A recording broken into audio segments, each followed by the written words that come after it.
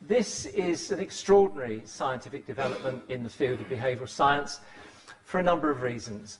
The first is that this project, I think, once and for all, puts behaviour change onto a properly evidence-based platform. We've come a long way. About 18 years ago, I left the academic life where I was running a school of social science and joined the National Health Service. And one of the things we had to do in those days was to help people find psychological or sociological evidence to help them make interventions work. And basically what they did was went along to their local university, spoke to a friendly psychologist, and whatever that psychologist said was what was implemented. Now, we've come a long way since then. We've been through the notion of an evidence base for public health, research synthesis of evidence, evidence guidelines. We've been through text mining and big data sets. But this, I think, moves us to a new level, in a sense, at a meta level, bringing that information together. We've heard from Susan that the pure volume of the information makes this an absolutely urgent task. By the way, the person who asked about cost effectiveness, one of the reasons that cost effectiveness is so difficult is that the behavioural models upon which economists build their models of cost effectiveness are so poor. And one of the things that we will be able to do, I think, is help the discipline of health economics, public health economics, move forward. The policy problems which involve behaviour, Susan also alluded to at the beginning, are significant.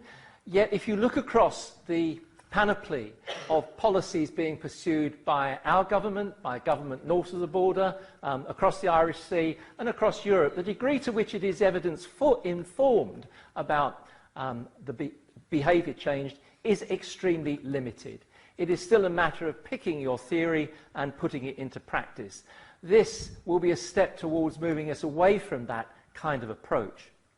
There remains presently a large gap between knowledge and action that policymakers and politicians take. And again, what we're doing here, I think, provides us with a bridge to close that gap.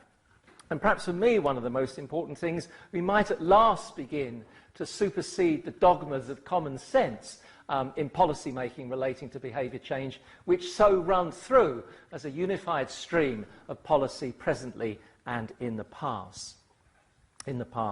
What, of course, we need to do is make sense of this mega information. And, you know, when you begin just to reflect upon the sheer volume of stuff involved here, as well as the gap to where the policymakers are, I think you can see that this kind of approach is one that should yield us at least the first important steps. I think it's nothing less than a revolution in the evidence base, on a par with what happened in evidence-based medicine 2.5 decades ago, bringing the kinds of issues which are central to the nature of bringing about large-scale population change to hand. The applications, I think, are very widespread indeed. We hope that this will be a tool of use to policymakers in public health and beyond, providing a platform for properly evidence-based policy interventions. Those bodies charged with making public health recommendations nationally should also find this kind of material, this kind of technique and tools extremely useful. So Public Health England in the UK, in the United States, the Agency for Healthcare Research and Quality, two bodies with huge appetites for evidence-based information, but struggle making sense of the enormity of the information and data before them. Closer to home, the What Works collaborations could do with a step up, and this will help to provide that, I think. NICE itself, my former employer, I think would find this kind of approach enormously helpful in terms of making sense of the huge amounts of information we've got. And of course, academic colleagues and colleagues in decision-making bodies like local authorities will find a ready library, really, for what's on offer. And of course, the Cochrane and Campbell collaborations, along with information scientists. So what I'm arguing is that this is potentially, at least, a significant, if not paradigm shift, moving the paradigm on a good deal.